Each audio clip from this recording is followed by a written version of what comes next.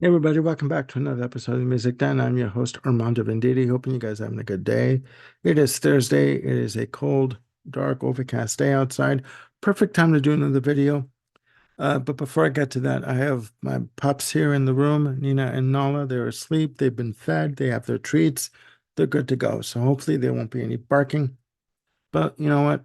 When you're a when you're a dad to two pups, sorry, um, the kids come first, right? You have to make sure they're okay. So in this episode of the Music Den, I'm gonna be doing another installment of ranking the albums.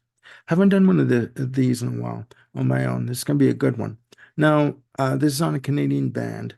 Um, Now, when you think of Canadian bands that made it big on the charts internationally, you think of Rush, obviously, Triumph, um, uh, you know, the Guess Who. Sorry, I almost forgot the Guess Who. Um, Also in the 90s, you think of the Tea Party, who were big in Australia. Um, and also another band that is one of my personal favorites, Saga, who made it big in Europe, but never really made a dent in Canada, unfortunately. Being from Toronto, it's quite a shame. But there is a band that were big on the local Canadian music scene in the 70s and into the early 80s.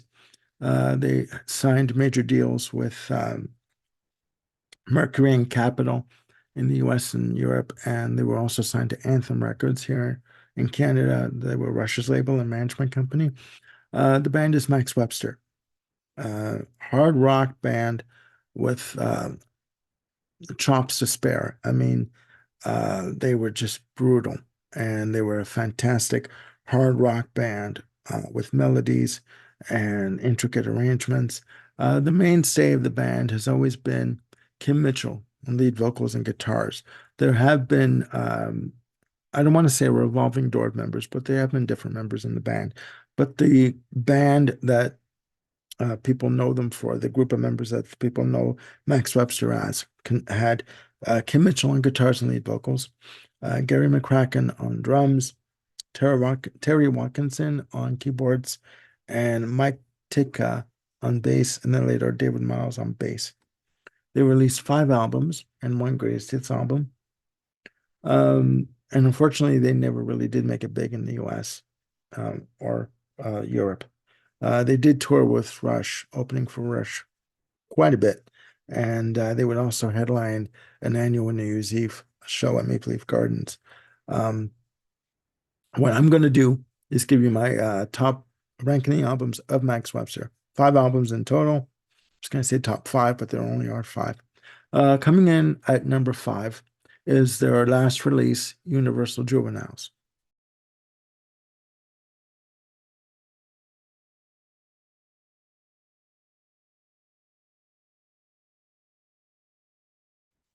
Released on October the 3rd, 1980. Um, 10 tracks on the album. Max Webster were known for doing different types of of music in terms of ballads and stuff. This album was to me a straightforward rocker. Heavy guitars, um, blistering solos, just amazing.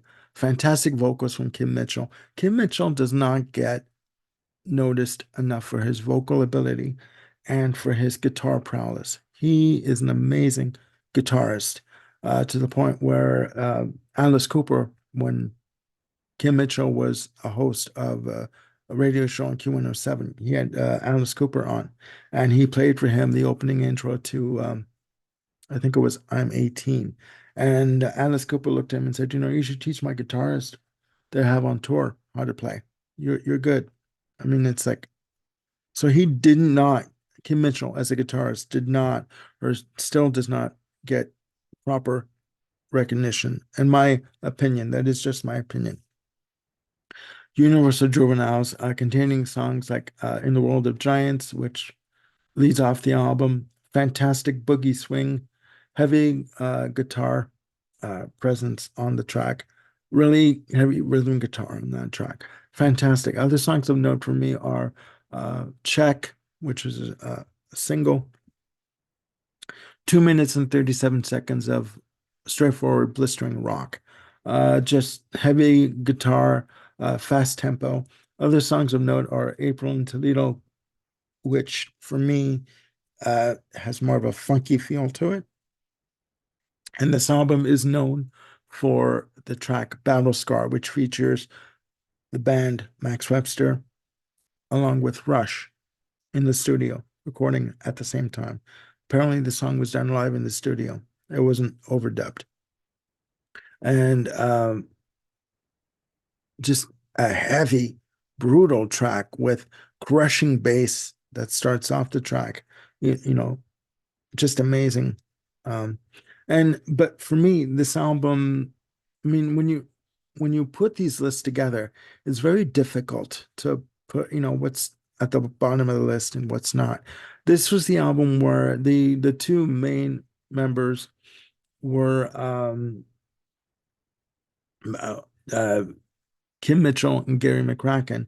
Uh, Dave Miles did play bass on the album. Terry Watkinson at that point only played keyboards on one track on the album. I think it was track 9.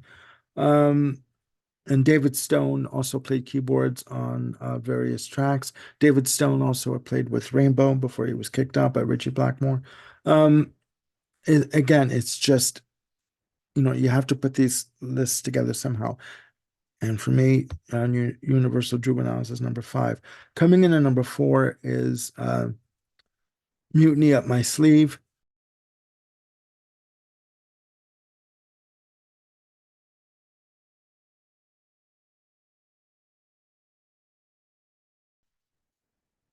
Released April 17th, 1978.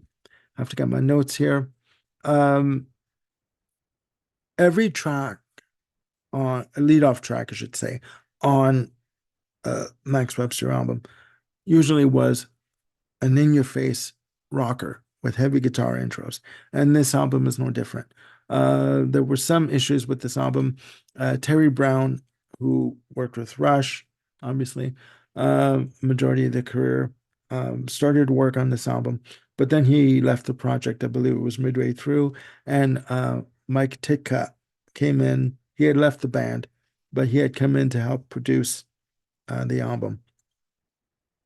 Lip Service starts off the album, uh, you know, good, good rhythm guitar, good, nice organ stabs on this track. Astonish Me is a Terry Watkinson track, the first of two. Nice piano synth intro, good harmony guitar.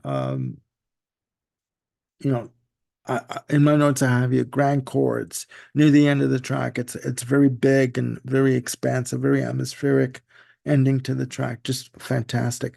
Um, I, Next up is another Watkinson track, Let Your Man Fly. Nice guitar intro, nice beefy guitar chords on this track. A good synth solo. What I liked about the music of Max Webster, especially the work of Watkinson and Mitchell, was they would always twin their lines together, their harmony lines, meaning they would always twin their guitar and keyboard lines together. So they were basically wrapped around one another. Can't even speak today. They were wrapped around one another. So for me, I couldn't really tell whether it was a keyboard line, a keyboard solo, or a guitar solo. And sometimes they would sort of it would start off as a keyboard solo and end as a guitar solo. So it's fantastic. Other songs of note on the album are Water Me Down, nice acoustic guitar intro on this, nice slow paced tempo on this track, just really beautiful, really emotive for me. Other tracks of note are Distressed, The Party, which starts off, I believe starts off side 2. I have it on CD. And nice live intro on it, very fast paced, great bass on this, and good synths. Blistering guitar solo on this track. And I like the fact that, in most of the compositions, they would do different time signature changes and changes in tempo and stuff. Waterline is another good track, nice bass, good rhythm guitar, uh, steady mid-tempo on the drums. Almost has a blues influence on this track. Great, just really great. Other songs of note on this album are Beyond the Moon, nice minstrel guitar intro from Mitchell. He's a bloody brilliant guitarist. Um, I mean, what Max Webster would do on their albums, I should say, sorry, is I almost lost my train of thought, is on the end of their albums, at the end of their albums, they usually do one track that was like either like epic in length, like 7 minutes or 6 minutes plus, different time signatures, different like tempos and just do different sections, right? Almost had more of a progressive rock feel to it. Again, on Beyond the Moon, what else are in my notes here? Uh, Massive drum fills. Gary McCracken on the drums. I mean, he had a heavy hand all the time on the drums, but he was very, very good. I mean, he just wasn't doing something just to do it. I mean, every drum pattern he came up with and every drum fill had a purpose and a meaning. Uh, Nice different fact that has nice different time signatures and nice use of organ on this track. And there's a good or a great extended guitar solo on the end of it. Um, Coming in at number three for me is an album that they released in 1979. Their only platinum selling album in Canada. All the rest were gold. A Million Vacations.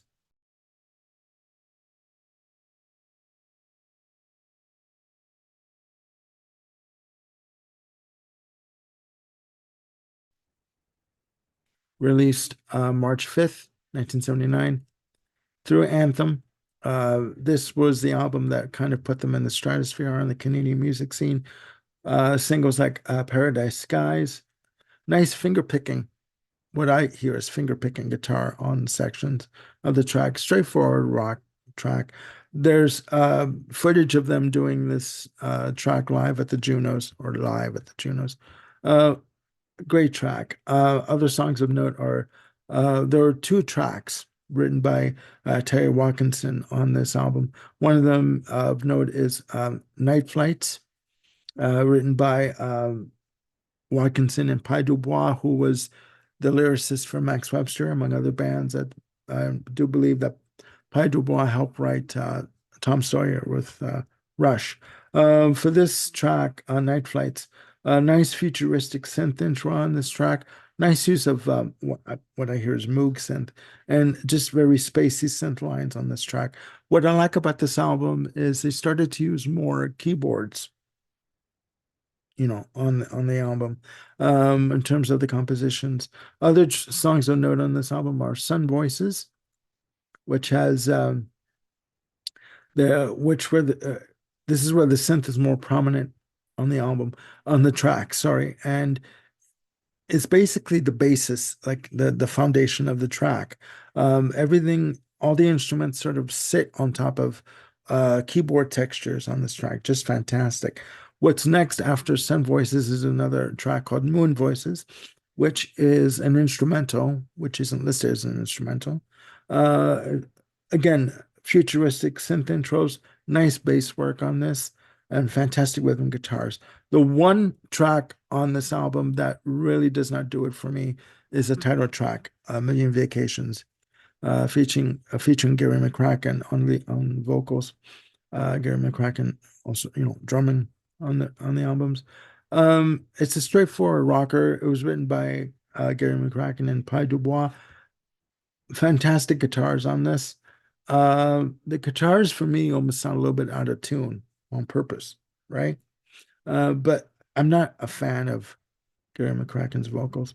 Next up is one of the other singles that was released from the album called another Terry Watkinson track called Let Go of the Line.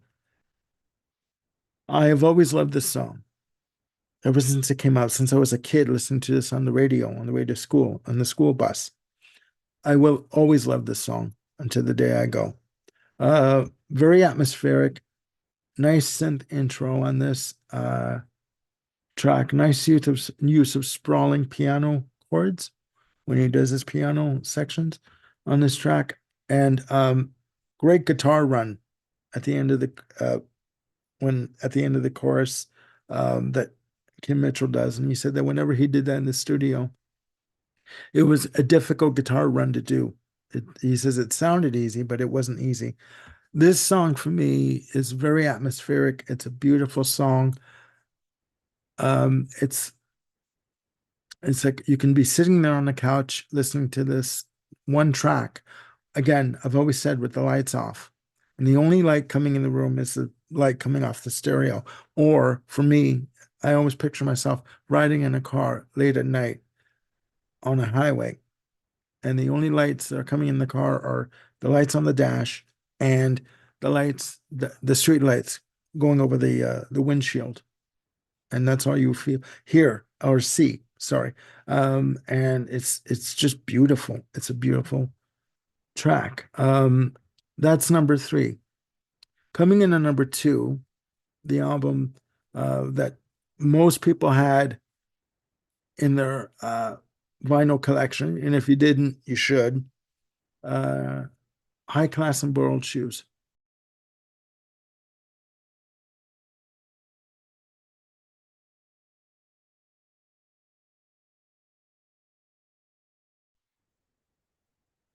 Released May 16th, 1977. Um, an iconic album. A friend of mine from Toronto gave me a stack of his albums, and he gave me a really poor copy of this album. I mean, I believe I never played it, but the cover itself was, I think, ripped apart and stuff. Um, tracks of note for me on this album. Um, Lead off track, the title track, straightforward rock, great guitar on this track, high paced. Next up, Diamonds, Diamonds, which would be the name of their greatest hits collection that came out after Universal Juveniles. Beautiful ballad, nice guitar. Uh, Gravity, track three, nice, great song. Nice synth interlude on Gravity. Uh, Ornella is having a dream right now. She's making noises. Uh, nice stabbing synths on this track, and great rhythm guitar. Next up on the album is Words to Words, which um, almost has a country feel to it. Nice acoustic guitar, nice slow paced ballad on this. Other songs of note are Old War, which starts off side two. Nice slow synth build, and then the guitars and drums come in together. Uh, Again, this is another track that has a bit of a blues to me, it sounds like a blues arrangement on it. On the Road is the next one. Beautiful mid-tempo track, great acoustic guitar, lovely bass on this. And he's basically saying that as much as he wants the band to be successful and gain notoriety and uh, recognition, he doesn't like being on the road too much, being away from his family. So yeah, that's number two. Coming in at number one is big surprise, the debut.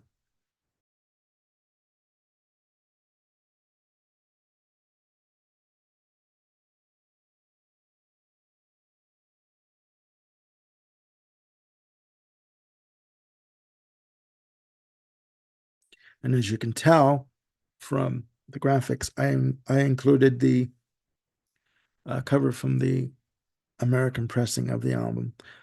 Released May 3rd, 1976, originally on Taurus Records. Anthem re-released the album on their label in 1977.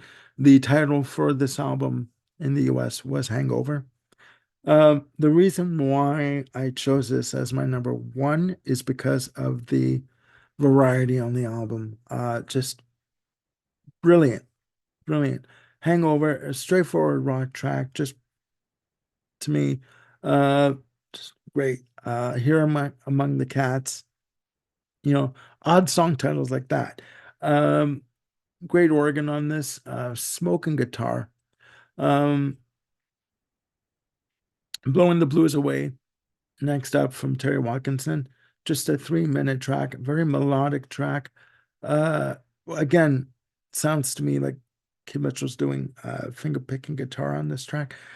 And basically, what he's saying to whoever it is, we don't really have to do anything today. We can just hang out, drink, have a coffee, whatever, read, just hang out together and just enjoy being with one another, you know? Um, Summer Turning Blue is another great track on the album. Great mid-tempo rock track. Acoustic guitar flourishes on this. Uh, my favorite track on the album, one of my favorite tracks on the album, Toronto Tontos. What the hell is this song about? Uh, where do I have them? In my notes here, pure experimentation and great comedic points on this track. Coming Off the Moon, uh, which starts off side two. Uh, Fantastic guitar riff on this. Only your nose knows. Straightforward rocker. You Summer's Up, great mid-tempo track. Nice piano passages on this. And the last track on the album clocks in at 7 minutes 42 seconds. Lily. Uh, just an amazing, diverse track, different time signatures, different you know, different sections of the track. Fantastic organ on this, fantastic guitar work from Mitchell. Mitchell wrote this track himself, Kim Mitchell.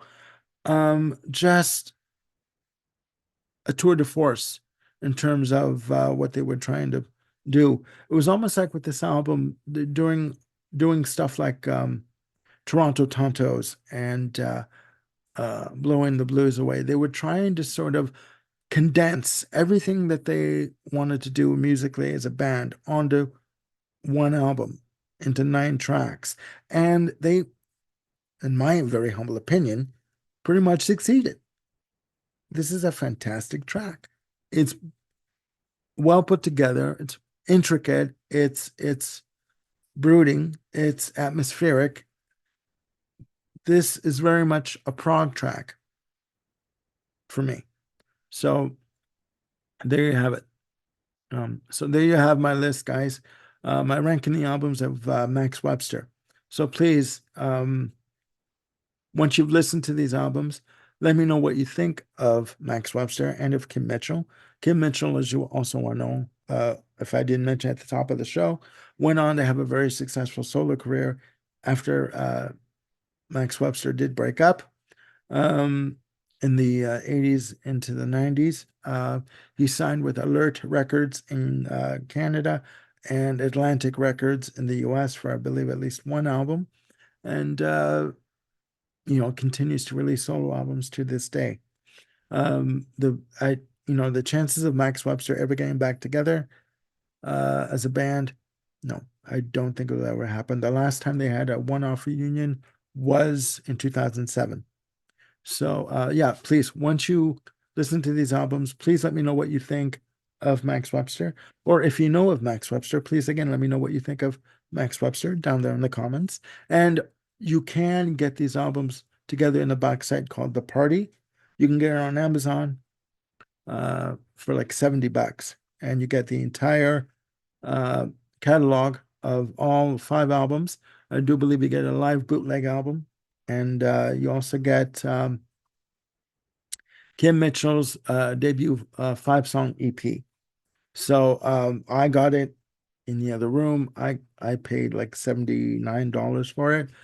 Although the packaging on it sucks. But you know what? You've been warned.